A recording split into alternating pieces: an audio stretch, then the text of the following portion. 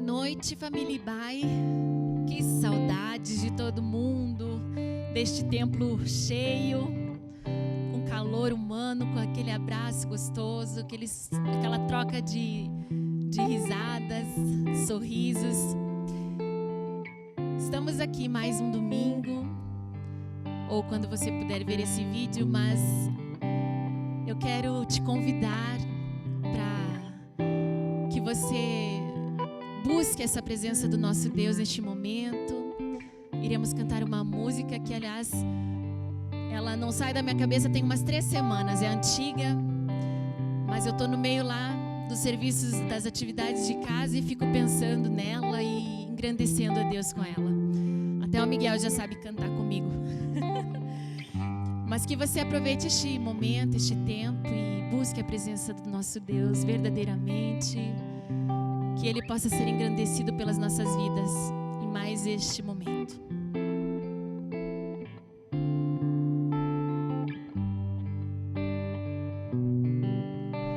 Seja engrandecido, ó Deus da minha vida, Tu és o Deus da minha salvação.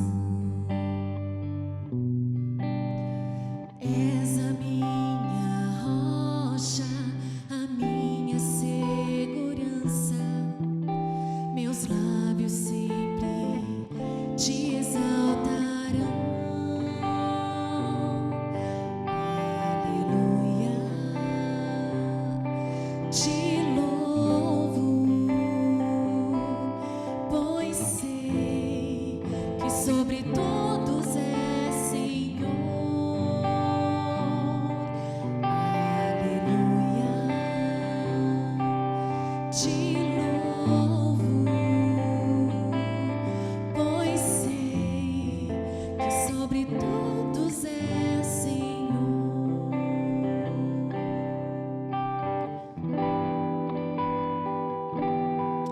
Toda a honra e toda a glória, Pai. Eu te amo demais, Senhor. Do início, seja engrandecido, ó Deus da minha vida. Tu és o Deus da minha salvação. És a minha rocha, meus lábios sempre te exaltarão. Aleluia, te louvo, pois sei que sobre todos és Senhor. Aleluia, te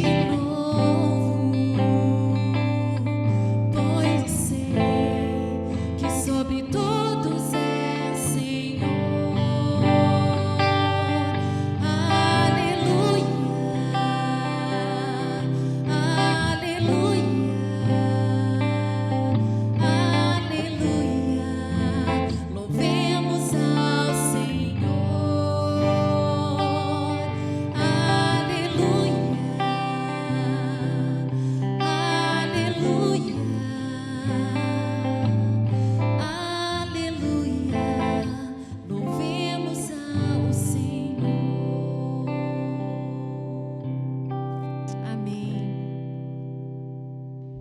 Amém, amém. Louvado seja o Senhor.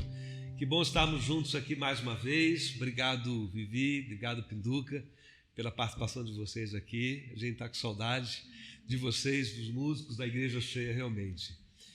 Estamos aqui mais uma vez para celebrar esse culto de louvor, de adoração ao Senhor, nesse formato diferente, né? Nesses últimos 2 domingos e esse terceiro, com esse formato de entrevista.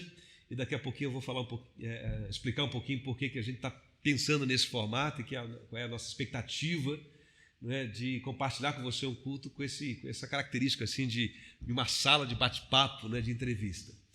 Mas eu quero primeiro dizer da nossa expectativa de que Deus possa estar abençoando a tua vida nessa semana, através dos nossos devocionais, pequenos gestos e ações que fazem diferença na vida de alguém. Nessa semana nós falamos sobre pequenos gestos que fazem diferença na nossa própria vida. E a gente tem recebido muita informação, muito retorno, muito feedback de como esses devocionais têm sido usados por Deus para abençoar. E eu quero louvar a Deus pela vida do Marcos Vicente, de todos que estão nos ajudando, Lucas Aragão, e de todos aqueles que de modo voluntário aí da nossa liderança têm nos abençoado com esses devocionais. E se você tem vivido alguma experiência com esse devocional, se houve um deles, né, de um modo particular, que tocou o teu coração, que alcançou você de um modo especial, que Deus usou para falar algo à tua vida, compartilhe conosco para que a gente possa divulgar esse testemunho. Isso encoraja a gente também e nos dá assim uma segurança daquilo que nós estamos fazendo para a glória do Senhor. E ore por nós, ore pelo trabalho. Tem sido um grande desafio poder estar nesse momento, né, organizando toda a nossa estrutura e dinâmica de igreja, ainda que de maneira virtual. Quero também dar uma informação importante. Neste domingo, a partir das 0 horas, iniciando aí na virada da meia-noite, domingo dia 19 para a segunda-feira, dia 20, nós vamos nos associar com um movimento da Convenção Batista Brasileira, portanto, de todas as igrejas batistas do Brasil, um movimento espiritual de oração. Desde o início do mês, a Convenção Batista Brasileira propôs uma campanha de 27 dias de oração em favor do Brasil e, de um modo específico, em favor da superação, né, desta crise de pandemia, dessa crise de saúde que nós vivemos. E desde o dia 5 até o dia, o último dia da campanha, ali dia 26, se não me falha a memória, 27, enfim, nós vamos estar envolvidos, as igrejas batistas do Brasil, nesse projeto de oração. E a proposta é que a cada dia um estado fique responsável por uma vigília de oração, por um período de 24 horas de oração. E o nosso estado, o estado do Paraná, está com essa tarefa de orar no dia 20, durante todo o dia, das 0 hora do dia 20 até as 0 hora do dia 21. E os batistas da Grande Curitiba, a Associação Batista aqui da nossa região, da nossa cidade, Curitiba e região metropolitana, está disponibilizando uma plataforma do Zoom, um link para quem desejar a qualquer hora desse período da 0 hora do dia 20 até a 0 hora do dia 23, entrar e participar de uma sala de oração. Então, nós como igreja estamos envolvidos nessa campanha, como Igreja Batista, aqui de Curitiba, do estado do Paraná. Nós convidamos você, membro da nossa igreja, a participar. Então, fique atento às informações que nós já enviamos e que, de alguma forma, você também está recebendo mais uma vez aqui neste culto, para que você, em algum horário decidido, dia 20, aí, dessa segunda-feira, você possa entrar no link e participar desse grande movimento de oração. Mesmo que você não possa, mesmo que você não entre no link, ou porque não teve oportunidade, ou não tem acesso, ou não é muito familiarizado com essa tecnologia, não tem problema. Ainda assim, eu convido você a reservar algum período do seu dia para dobrar os seus joelhos, separar um momento aí na sua rotina e orar e clamar ao Senhor para que Deus, na sua misericórdia e graça, nos ajude a superar essa pandemia e esse mal passe. Seja por a descoberta de uma vacina, seja por uma medicação, um tratamento eficaz reconhecido, seja de forma sobrenatural, mas que esse vírus vá embora, que esse momento seja superado para a glória do Senhor. Amém? Vamos participar, estamos juntos aí em oração.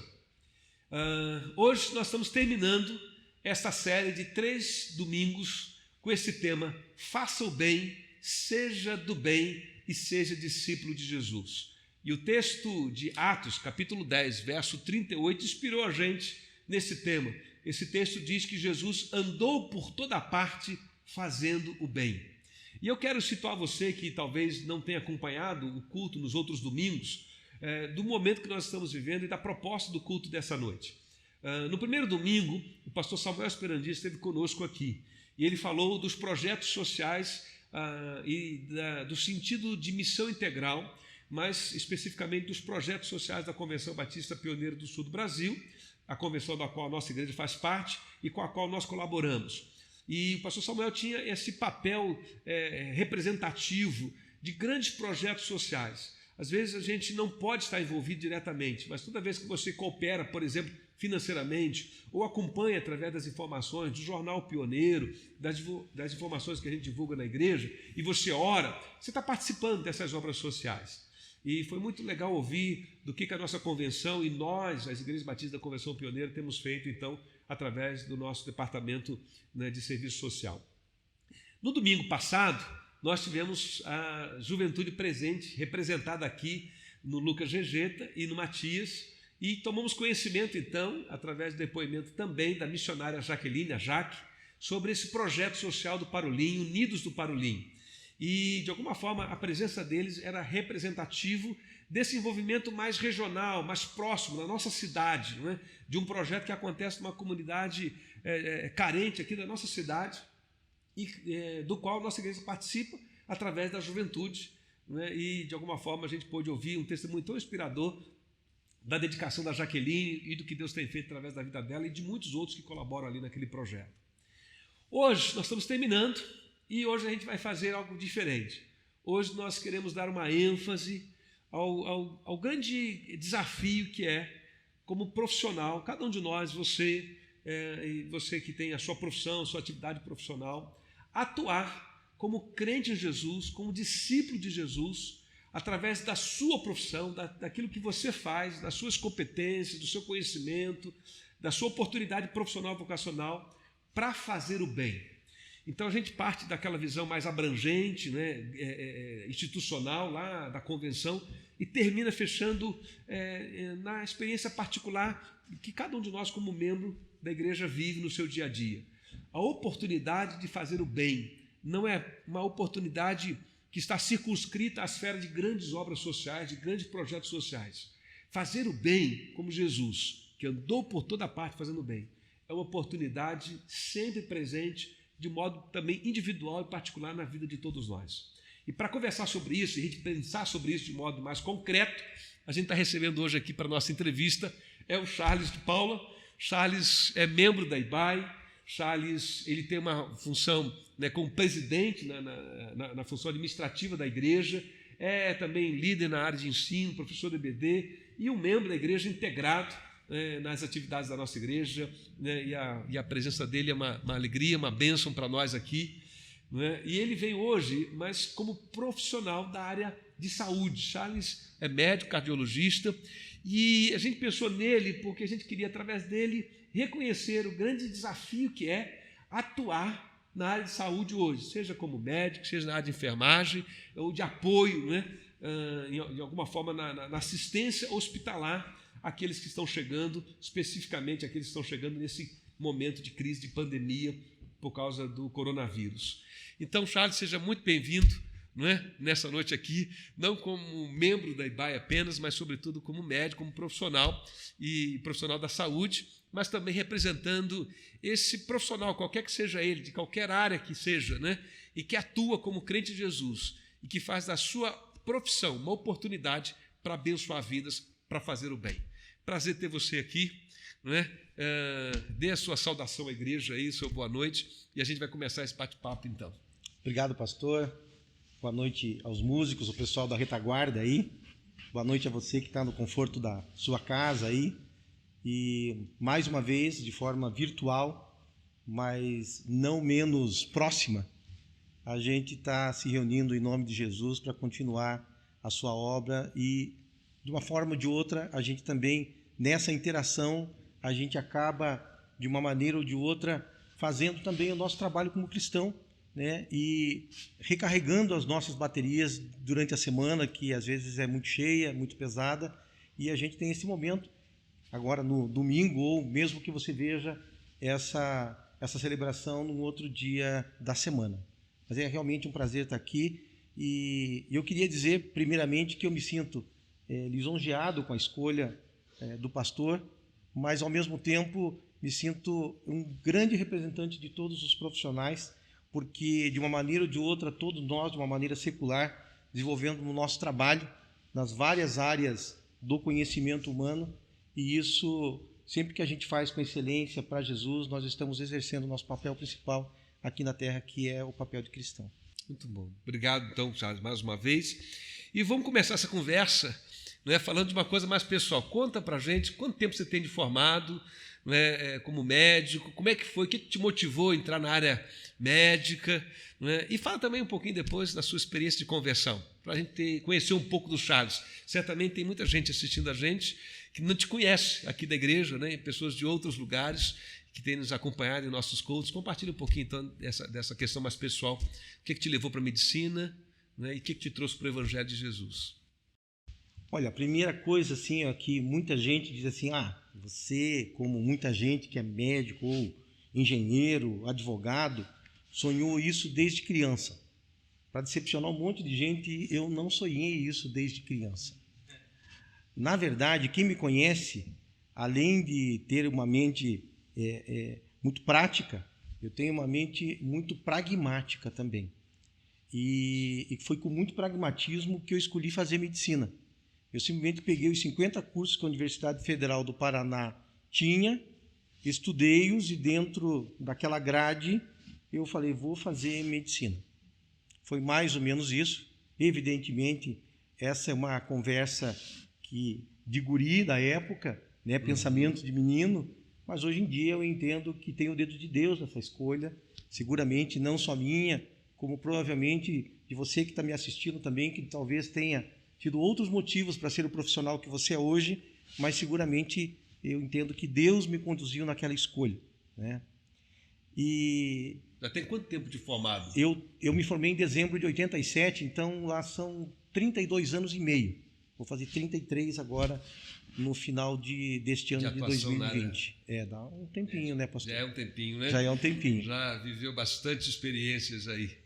Mas assim, em que pese essa escolha ter sido muito pragmática, eu gostaria de dizer que eu teria feito curso de medicina de novo, teria feito residência de novo, teria feito cardiologia de novo e teria feito terapia intensiva de novo, que são as áreas que eu trabalho, que eu domino e que eu realmente amo fazer. Né? Então, para não deixar assim no ar que não foi uma boa escolha. Foi. É uma escolha, naquele momento de jovem, que parecia só pragmática, mas tinha ali outras influências. Deus já tinha as suas escolhas antecipadas para mim, a gente que não tinha percebido ainda.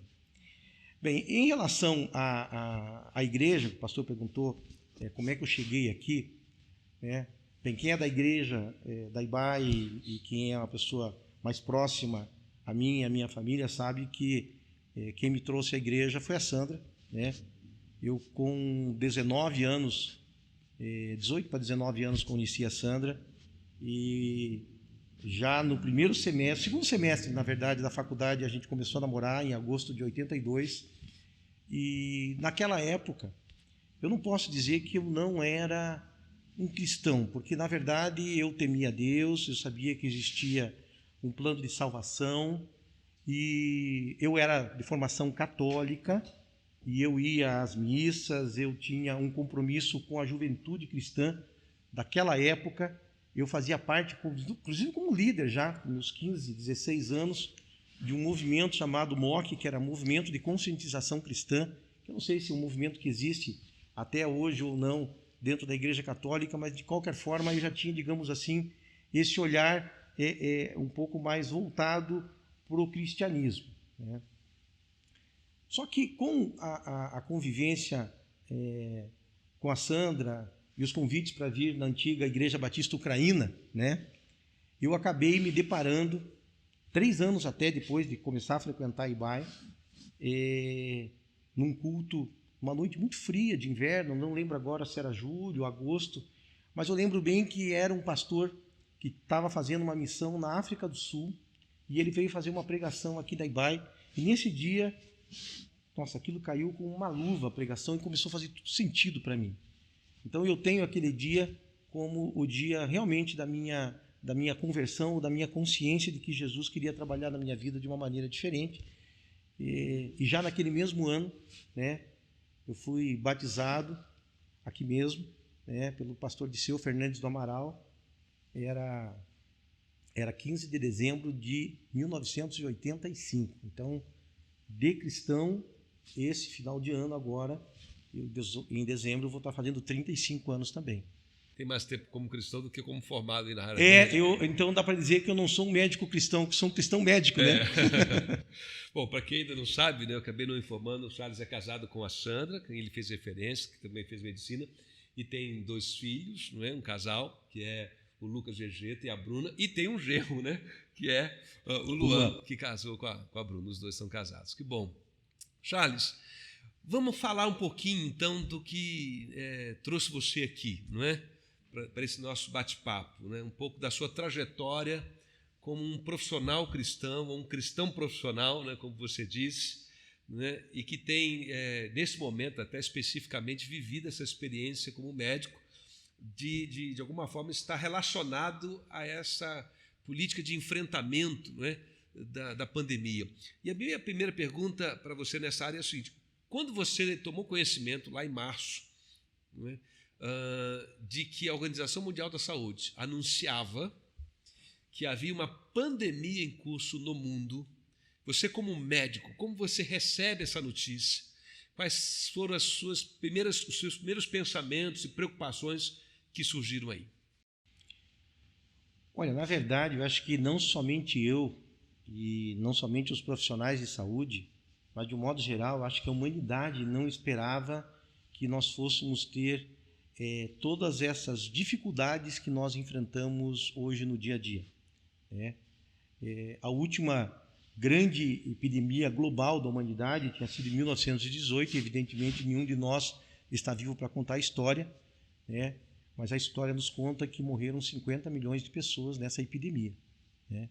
Então a primeira coisa que vem na cabeça da gente depois que passa um bom tempo é que epidemia é essa, já tão longa, né? Graças ao nosso bom Deus, tem ceifado em média aí 5% das pessoas que pegam o vírus, né? Mas você vai ver essa nossa conversa no domingo, né? Nós seguramente já passamos 13 milhões de pessoas acometidas no mundo.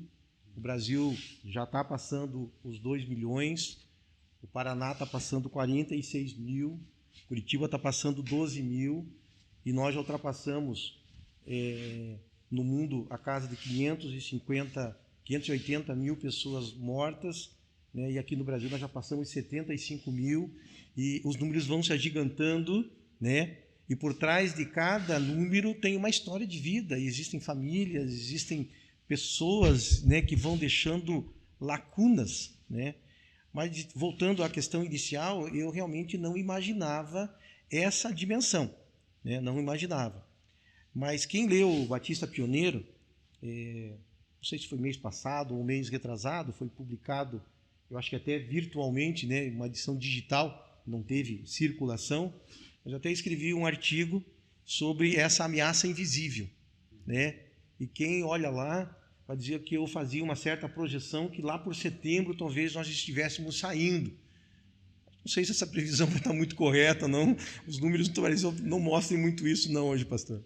Muito bem. Você tem uma função na igreja de presidente, nós temos conversado muito sobre qual é o melhor momento para nós voltarmos, não é? Com os cultos presenciais e ainda que dentro de algumas regras, de algumas restrições.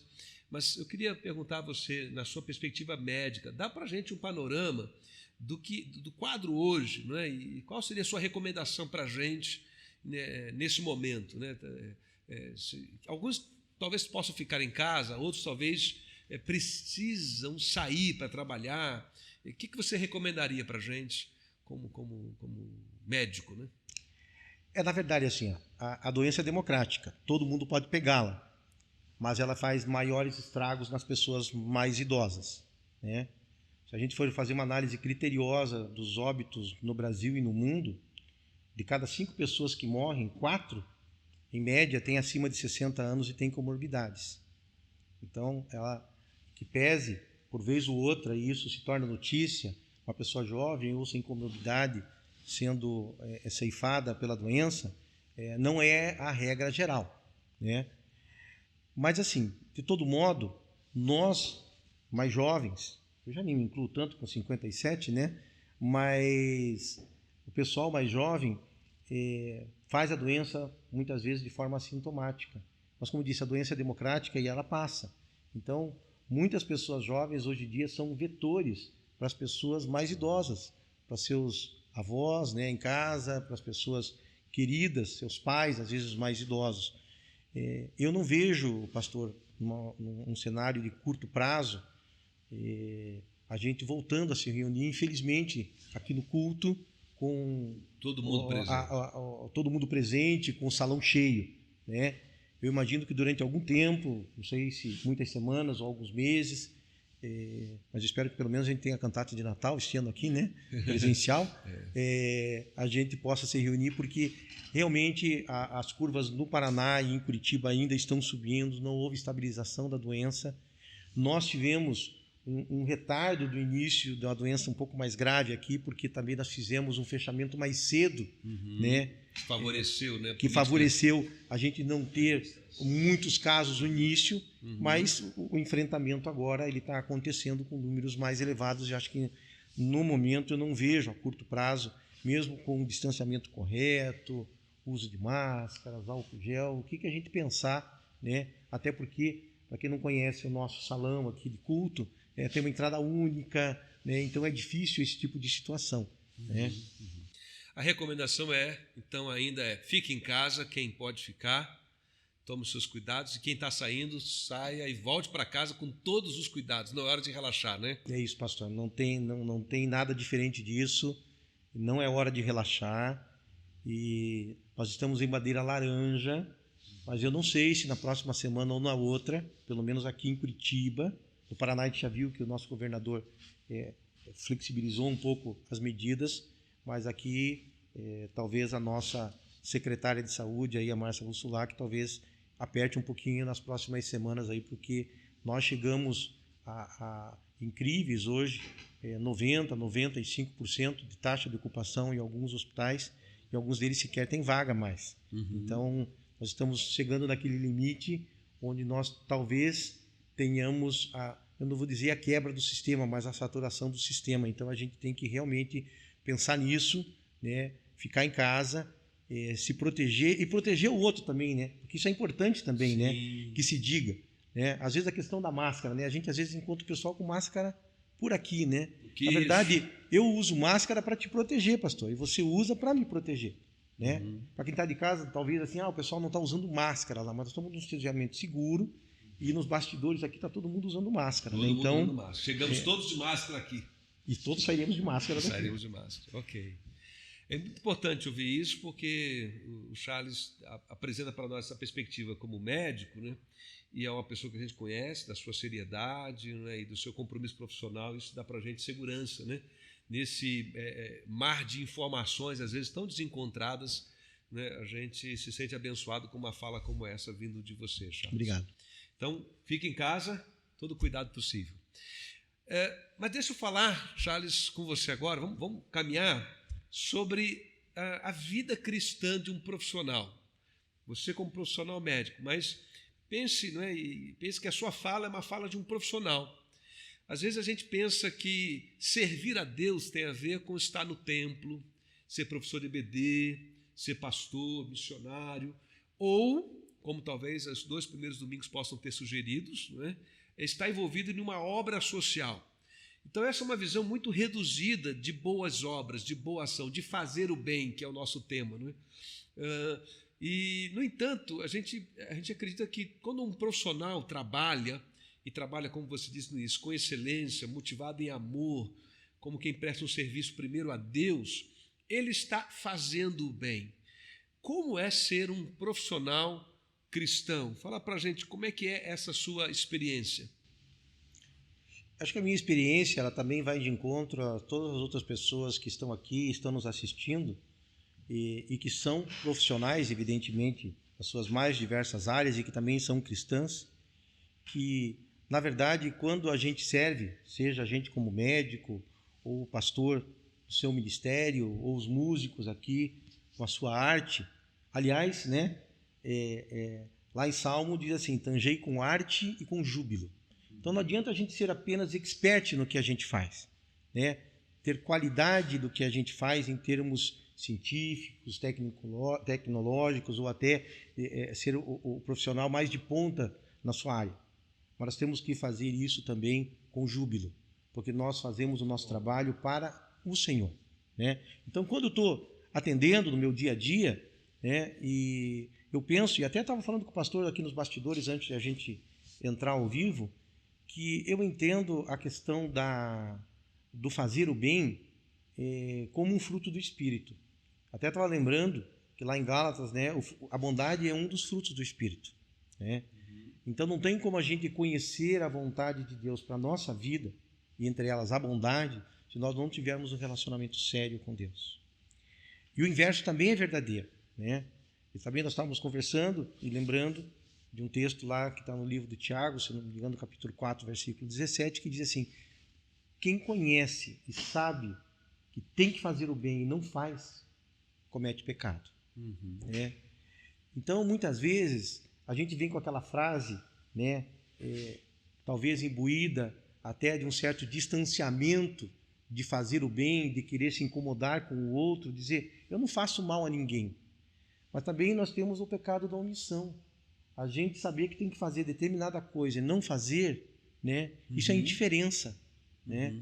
E se a gente for ver o comportamento de Jesus em praticamente todas as vezes que ele entrou em contato com algum ser humano, e que isso foi registrado nos evangelhos ou de alguma forma nos Atos dos Apóstolos, ele teve compaixão pelas pessoas, ele amou as pessoas.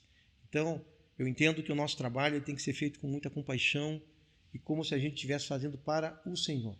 E não tem trabalho humilde nem mais elevado, porque todos nós, de uma maneira ou outra, nós somos importantes. Eu vejo que até existem rótulos, né? É doutor, é médico, é advogado, é engenheiro, é isso, é aquilo, mas no fundo nós somos muito interdependentes, né? E até também, antes de nós entrarmos, até nós estávamos comentando, né? Tem profissional mais valorizado hoje em dia do que o profissional de TI, né? Pois é. Se você está aí me ouvindo, né, bem e perfeitamente no conforto do seu lar, é porque o pessoal tem trabalhado e tem trabalhado duro, né? Então, tipo assim, a gente tem que ter esse olhar que nós precisamos trabalhar como trabalhássemos para o Senhor, né? E nesse sentido, eu me incluo também, quando eu presto o meu serviço nas diversas formas que eu entrego, eu também, a gente tem que entender que, pelo menos na minha área, né, a gente não tem envolvimento apenas e tão somente com o paciente. A gente tem o envolvimento com seus amigos, com seus familiares, de tal forma que tratar o paciente, a gente tem que imaginar a saúde não só como doença, né? Saúde é muito mais do que um bem-estar físico, né? Ele é o bem-estar social, bem-estar econômico, bem-estar familiar, psicológico, espiritual até, né? Porque uma pessoa não pode estar saudável, por exemplo, se está faltando comida na sua casa. Sim. Né? Se ela está com uma tremenda depressão, ansiedade, né? Então a gente também tem que ser sensível nesse sentido para dizer, não, você não tem nada, né? Vá para casa, está tudo bem, né? E é nesse sentido que nós estávamos falando aqui lá no primeiro domingo, né, sobre o que seria missão integral. Né? Não tem missão que não seja integral. Né? A missão de Deus de salvar e resgatar esse ser humano, da qual a igreja é chamada a participar como cooperadora, requer esse olhar de sensibilidade para todas as necessidades da pessoa, desse ser humano que somos nós. Né? Mas eu só queria aproveitar a sua fala para reforçar aqui. Para quem não sabe, o Pinduca que está com a gente, né? Ele é da área de TI, né? E graças ao Márcio Subchefe e ao Oliver, né, que estão nos bastidores, é que esse culto pode chegar até você que nos acompanha. Então, todas as profissões, né, eles podem ter um lugar diferenciado e até um reconhecimento social diferenciado, mas nós, como igreja, queremos fazer esse discurso, né, porque é uma convicção que a gente alimenta em nosso coração, de que todo mundo é importante, tem uma contribuição a dar, e a vida é sistêmica, nós somos interdependentes. Não é? Muito bem, dentro dessa área de testemunho, como cristão, pensando na vida profissional, no fazer o bem por meio da profissão, e fazer o bem com essa consciência cristã de que fazer o bem é algo, né, que a gente como é que se diz, estimulado, é nutrido pelo Espírito de Deus, como você disse, o fruto do Espírito é bondade. Deixa eu perguntar a você, houve algum momento, né, na sua experiência, certamente houve, né, vários, mas em que você disse, e agora? O que eu faço como profissional? Isso aqui é um caso difícil, um caso complicado. Como é que eu lido com isso? Ou para dar uma notícia, ou para tomar uma decisão sobre um tratamento, e que você fez aquela pausa e disse, Deus, se o Senhor não for comigo, eu não sei para onde eu vou. Não é? Houve um momento, ou você lembra de algum, ou alguma coisa que você queria destacar? Olha, pastor, certamente houveram muitos e muitos momentos, né? Até porque boa parte da minha vida toda eu labutei dentro das áreas de terapia intensiva. E seguramente, né, dentro dessas unidades é onde estão os piores doentes do hospital e acontece muita coisa todos os dias, né? Mas, assim, especificamente nessa questão do olhar para o outro e a retribuição que você recebe depois, eu vou contar uma pequena história em um minutinho, vocês vão tentar entender onde eu quero chegar. Eu lembro muito tempo atrás já, um senhor que eu atendi lá na UTI cardíaca, ele fez uma parada cardiorrespiratória. E para quem não está habituado, uma parada cardiorrespiratória, de um modo geral, ela dura em torno de 30 minutos. Uau. Então, se o paciente não sai em 30 minutos, habitualmente você para todos os processos e dá ao paciente como ido a óbito. Na verdade, assim, eu tenho, para mim, conto tempo zero. Se o paciente faz qualquer batimento cardíaco, para mim é tempo zero. E eu lembro que nesse paciente eu levei 1h30, porque quando estava lá por 20 e tantos minutos, ele fazia algum batimento cardíaco e eu dizia, pessoal, marca tempo zero, se alguém marca o tempo lá. Eu continuava tudo de novo. E esse paciente saiu daquela parada cardiorrespiratória, ficou um tempo no respirador, fez traqueostomia, teve uma recuperação lenta. Mas no dia de sair da UTI, eu que tive a felicidade de dar alta para ele, eu não sei se ele vai ter oportunidade de ver essa história, mas se ele tiver, ele vai chorar. Como eu chorei naquele dia quando ele me falou a frase, obrigado, doutor, por não ter desistido de mim. E eu quero linkar isso com uma coisa. Jesus não desistiu de nenhum de nós. Amém. Né? Mesmo ele tendo feito bem a toda a vida, né? Ele não desistiu de nós. Né? Esse é o link que eu queria fazer para você. Lembrando que, o pastor falou de missão integral agora há pouco, né?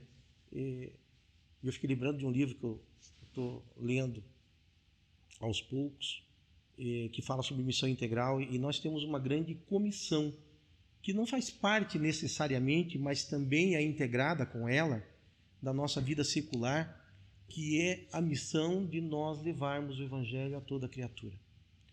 E tem uma frase, não sei de quem que é assim, nós devemos levar o Evangelho vivendo, né? E dizer assim, se possível com palavras, se preciso com palavras. Então, é no nosso dia a dia que nós mostramos a nossa compaixão, o nosso amor pelas pessoas, pelo que elas são, né? Independentemente das áreas que nós trabalhemos, né? Com esse olhar de que, enquanto estamos fazendo o nosso trabalho secular, nós não podemos perder de vista que a nossa missão aqui é fazer discípulos para Jesus também. Né? Amém. Amém. Ok, Charles, nós precisamos terminar, já estamos caminhando aí para o final desse bate-papo, e eu queria que você, fechar esse momento então, você tivesse uma oportunidade de deixar uma mensagem para quem está assistindo a gente, né, seja profissional em que área for, seja, e permita ser até mais inclusivo nessa fala, profissional doméstico, né, do cuidado com a casa, que pode ser alguém que presta um serviço como diarista, como pode ser a própria dona da casa, né, a família que vive ali, ou um profissional em qualquer outra área. Como é que esse tema chega para o coração da gente, para o seu coração, né? Faça o bem. Há uma referência bíblica que você poderia linkar aí na sua experiência como uma referência de norte, de estímulo, de reflexão para isso? Claro, a nossa referência sempre é Jesus, mas assim, o texto que me vem à mente, permita pegar aqui, porque eu não lembro dele de cabeça, está lá em Hebreus, no capítulo 13, se eu não me engano é o versículo 16, eu já vou achar para ver se é isso. Quem faz ao vivo tem essas coisas. Tem, aqui, né? tranquilo, não tem problema. Tem que achar o texto agora, né? E ainda bem que não é aquele negócio de folhear as Bíblias, né? Fica mais fácil assim, né? Mas eu já achei o texto aqui. O texto está lá em Hebreus, capítulo 13, versículo 16, que diz o seguinte: não se esqueçam de fazer o bem e de repartir com os outros o que vocês têm, pois de tais sacrifícios Deus se agrada. Eu queria lembrar, e esse texto diz muito para mim, que quando Deus diz assim, repartir o que você tem, você pode às vezes pensar que você não tem muito, mas você tem muita coisa. Você pode não ter dinheiro, né? Porque a primeira coisa que vem à cabeça da gente é repartir o dinheiro, a roupa, o pão, enfim. Mas nós podemos repartir o nosso tempo, nós podemos repartir a nossa solidariedade, dar um telefonema para alguém, né? Nessa época de tanto distanciamento social, né? Dessa pandemia. Nós podemos, de tantas formas, chegar ao coração do outro, basta que a gente olhe as pessoas com misericórdia, né? E que tenha esse olhar crítico da necessidade do outro, né? Porque as pessoas estão necessitadas de atenção, de carinho, né? E esse texto diz muito para mim, porque eu entendo aqui que não é só a questão financeira, monetária envolvida. Nós temos outras coisas, né? Principalmente a nossa experiência de vida, muitas vezes uma experiência que possa fazer bem a outra pessoa, né? A questão primordialmente que eu acho aqui do nosso tempo, dar tempo às pessoas. Ok, Charles. Obrigado como crente de Jesus, congregar conosco, obrigado como profissional, né, da área médica, da área de saúde, enfim, poder estar com a gente aqui, abençoar. Tenho certeza que nesse curto tempo que a gente esteve conversando, tua palavra Deus vai usar para abençoar a vida de muita gente, a tua perspectiva, inclusive como médico, para nós importante, como igreja. Muito obrigado também por emitir aí o seu parecer e nos ajudar com mais uma referência de decisão quanto às nossas atividades como igreja. E Vivi e Pinduca estão aqui para cantar e louvar o Senhor com a gente, então vamos ouvi-los mais uma vez em um louvor, e a gente, depois desse louvor, volta com uma palavra para a gente fechar o nosso tempo de culto. Ele continua sendo bom.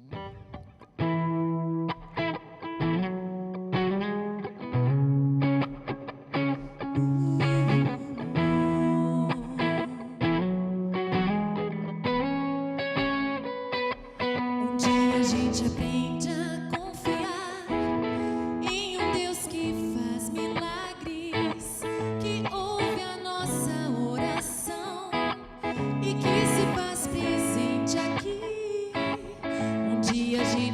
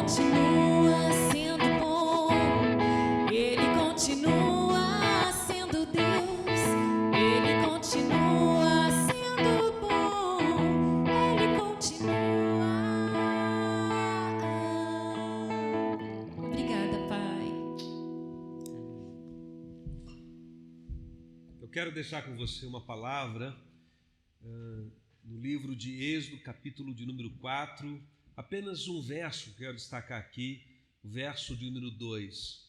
Esse texto registra a convocação de Moisés para que ele pudesse, dirigido por Deus, liderar Israel na sua saída do Egito e ser conduzido então por ele, através da assistência de Deus, até a terra prometida. E todos que conhecem a história de Moisés sabem que Moisés, diante da convocação de Deus, resistiu muito, não se achava apto, não se achava capaz, havia temores inúmeros no seu coração, até porque ele havia saído do Egito numa condição muito desfavorável, e agora Deus o chama para voltar justamente para lá de onde ele fugira. E nesse processo todo de argumento, o verso 2 registra um momento que eu quero destacar, quando Deus diz assim: então o Senhor lhe perguntou: que é isso em sua mão? Uma vara, respondeu ele. Todo aquele que reconhece a Jesus Cristo como seu Senhor e o seu Salvador se torna discípulo de Jesus. E ser discípulo de Jesus é ser um seguidor, um aprendiz da vida de Jesus, é ir após Jesus. E esse Jesus, a quem a gente aprende a chamar de Senhor e Salvador, o Filho de Deus, está descrito no texto lema da nossa ênfase nessas últimas 3 semanas, que é aquele que andou por toda parte, e por toda parte onde andou fazendo o bem. Então, quem é discípulo de Jesus, anda após Jesus, e esse chamado para andar após Jesus, a gente pode descrevê-lo como um convite para uma caminhada em 3 direções. Primeiro, uma caminhada na direção de Jesus, ou, dito de outra forma, uma caminhada com o próprio Jesus. Isso, traduzindo para a nossa experiência hoje, é um convite para uma vida de devoção, uma vida de adoração, uma vida de culto, uma vida de busca do discernimento da presença de Jesus em nossa vida. A gente faz isso através da oração, a gente faz isso através da leitura bíblica e da meditação. Então, andar com Jesus é um convite para uma vida de devoção e de adoração. E uma vida de devoção e de adoração é uma vida que experimenta um processo de transformação, porque aquilo que a gente escolhe como objeto de culto, de algum modo, molda o nosso caráter, molda quem nos tornamos. Então, quando a gente é convidado a adorar e a cultuar o Senhor, este é um convite para que nós possamos experimentar esse processo de transformação, por meio do qual Deus, por meio do seu Espírito Santo, nos transforma à imagem do seu Filho.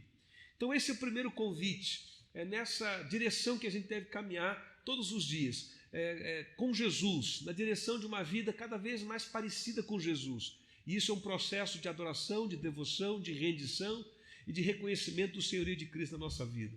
A gente faz isso, repito, orando, lendo, meditando e em comunhão. Mas andar com Jesus é também andar com pessoas, andar com os irmãos, andar com aqueles que se tornam discípulos de Jesus, andar na comunidade da fé. E esse é um convite para o cuidado mútuo, esse é um convite para a experiência de compartilhar o pão com os irmãos, de compartilhar a vida com os irmãos. Então, ser discípulo de Jesus é também viver a experiência de uma caminhada em companhia. O discípulo não caminha sozinho. A experiência da decisão, da conversão é individual, é pessoal, mas a caminhada da vida cristã, ela é comunitária, ela é compartilhada. E esse é o segundo nível, uma segunda dimensão da vida do discípulo, dessa experiência de caminhar com Jesus, de caminhar com os discípulos de Jesus, com os irmãos. Mas há também um terceiro nível de caminhada, ou uma terceira dimensão, que é a caminhada em direção ao mundo, é uma caminhada em direção ao outro, aquele que ainda não está incluído na comunidade dos discípulos. E de um modo específico, é nessa direção que esse tema, Faça o Bem, nos convida. De fato, a palavra do Senhor diz que a gente tem que fazer o bem a todos, a começar com os domésticos da fé. Mas os domésticos da fé é só o começo dessa caminhada na direção de fazer o bem. A palavra do Senhor nos convida a repartir o que a gente tem e fazer o bem com todas as pessoas. O que a gente tinha em nosso coração, né, quando trouxemos hoje o Charles aqui? É para que de alguma forma a gente pudesse fechar essa chamada de fazer o bem e de ser do bem como discípulo de Jesus, entendendo que isso pode sim ter a ver com obras sociais e de nos enganjarmos em projetos sociais, às vezes em grandes projetos sociais mantidos e organizados por grandes instituições.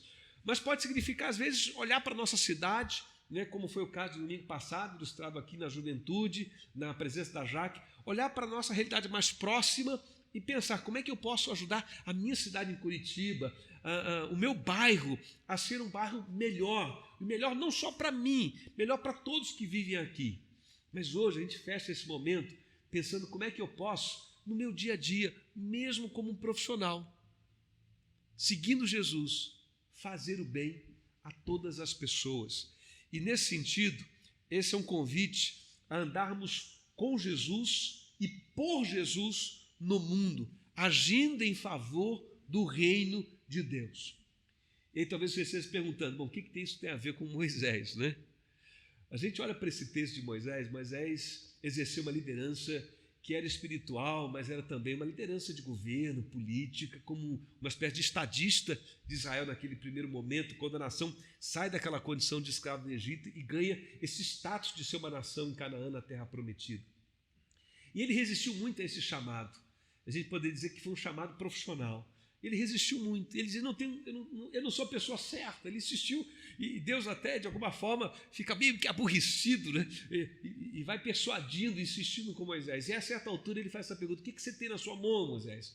E Moisés tinha uma vara, um galho torto, né, que ele usava como um cajado para cuidar do rebanho. Aquele cajado é símbolo da profissão de Moisés. O que ele é? Ele é um pastor, um cuidador de rebanho, né? E que, diga-se de passagem, naquele contexto que ele vivia, não era uma profissão nobre, né, de status, mas o fato é que aquele cajado representava a sua profissão. E eu entendo que essa pergunta de Deus a Moisés, ela de alguma forma se faz presente hoje para todos nós, para todo homem e mulher que se reconhece a Jesus como o Senhor da sua vida e que entrega o seu coração ao Senhor Jesus, e que entende-se como discípulo e caminha com Jesus e caminha na comunidade dos discípulos de Jesus, mas também caminha na vida como um profissional. Eu quero dizer para você que a sua profissão, seja o que você tiver na sua mão, Deus quer usar isso para a glória dEle, para promover o reino dEle. E a gente sabe que às vezes a gente tem resistência mesmo. Às vezes a gente resiste porque é egoísta mesmo. A gente se rende ao nosso egoísmo e vai vivendo a nossa vida só em função dos nossos interesses. Às vezes alguém resiste porque não se sente capaz.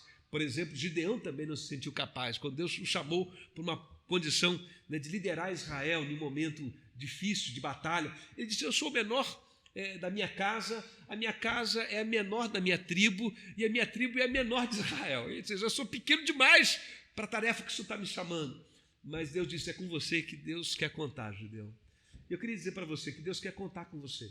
Não importa onde você está, não importa a idade que você tem, se você tem algo em suas mãos, Deus quer usar isso.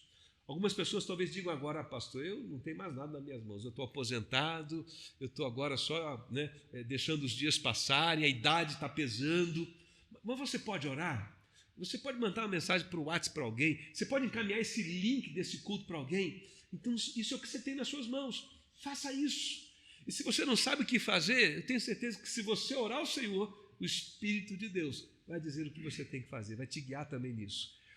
Nós estamos diante de um menino jovem, não é? E com uma história, né, de quando era menino, né, de forma meio que pragmática, tomou a sua decisão. Mas Deus estava ali naquele processo, conforme o próprio Charles disse isso hoje aqui para a gente, né? Então, se você tiver com o seu coração desejando, sensível, Deus vai guiar você. E talvez você pense que é só uma decisão pragmática, mas Deus está nesse negócio. Ele quer usar o que você tem nas suas mãos, Ele quer usar a tua vida para louvor e glória dEle. Não há vida pequena, não há ninguém desprezível no reino de Deus. Todos podem ser usados por Deus para fazer uma grande diferença para o reino na vida de alguém. Talvez você não entre para a história como alguém que mudou o mundo, mas talvez você possa ser lembrado como alguém que mudou o mundo de uma pessoa.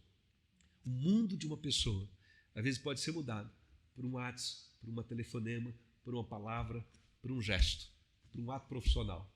Que Deus te abençoe na sua semana. Que a você e a nós que estamos aqui, o Senhor nos dê olhos abertos, ouvidos atentos e um coração sensível para a gente enxergar a nossa volta. Que há muitos meios, muitas oportunidades de coisas que nós podemos fazer com as coisas que nós temos nas mãos para servir ao Senhor, ao chamado dEle e para glorificarmos o nome dEle e promovermos o reino de Deus entre os homens. Que Deus abençoe. Convido você que está nos acompanhando e nós que estamos aqui para uma oração final. Vamos orar ao Senhor. Se você quiser e desejar e puder, feche seus olhos e vamos orar juntos. Querido Deus, muito obrigado por esta noite, por este culto, pelo testemunho que o Charles deixa para nós como um cristão profissional e um profissional cristão. Ó Deus, obrigado pela sua vida, pela vida da sua família, da Sandra. Ó Pai, pelo Lucas Egeta, pela Bruna, pelo Luan. Muito obrigado, ó Deus, pela presença também aqui, ó Deus, da Vivi, do Pinduca, dos meninos que ficaram ali, ó Deus, com a avó tomando conta. Obrigado pela vida do Marcos Sevchevich, ó Deus, da Sheila, que libera ele para estar conosco aqui. Obrigado, ó Deus, pela vida do Marcos Vicente, da Deca, seus filhos. Obrigado, ó Deus, pelos líderes dessa igreja que atuam, ó Deus, na esfera organizacional da nossa igreja, para que a gente possa realizar esse trabalho. Ó Deus, pela vida do Oliver, da Luísa, ó Deus, do Maico. Obrigado, Deus, por cada um que de um modo ou de outro nos ajuda a organizar essa igreja, a organizar as atividades ministeriais dessa igreja, os líderes de organização, de segmento, que prestam, meu Deus, um serviço de um valor que só a eternidade pode de alguma forma mensurar para a gente. Mas hoje aqui nós queremos também lembrar de todos nós, e de modo especial aqueles que atuam como profissional fora das quatro paredes da igreja, que atuam, seja na saúde, seja na área da culinária, meu Deus, seja na área tecnológica, seja na área do direito, seja em que área for, da estética, ó Deus, da decoração, de alguma forma na gestão, na administração de alguma coisa. Pai, nós queremos colocar diante do Senhor todos os profissionais da tua igreja, que são espalhados por essa cidade, prestando algum serviço a alguém. Ó Deus, eu quero rogar em nome do Senhor Jesus, que o Senhor os abençoe suas mãos naquilo que realizam, e que através das suas mãos, as mãos de Jesus, sejam estendidas nessa cidade para fazer o bem e para abençoar muitas pessoas. E que através desse serviço prestado, com amor, com bondade, com excelência, com generosidade, muitas pessoas sejam tocadas, ó Deus, pelo interesse, pelo teu reino, pelo testemunho desses profissionais. E que teu nome seja exaltado e glorificado na vocação profissional de cada um membro da nossa igreja, de cada pessoa que nos assiste. Dá-nos essa visão, Senhor, de que o nosso serviço, mesmo profissional, ele é de fato, ó Deus, um serviço, uma boa obra, um gesto de bondade que glorifica o seu nome quando é feito corretamente, quando é feito com essa motivação da bondade, de abençoar alguém. Nós colocamos tudo isso diante do Senhor e pedimos abençoa a semana de todos nós, em nome de Jesus. Amém. Amém. Obrigado a vocês que vieram, Charles, mais uma vez, Vivi, Pinduca, todos que nos ajudam, você que nos acompanham. Que Deus te abençoe, uma boa semana, a paz de Deus seja sobre a tua vida e a tua casa.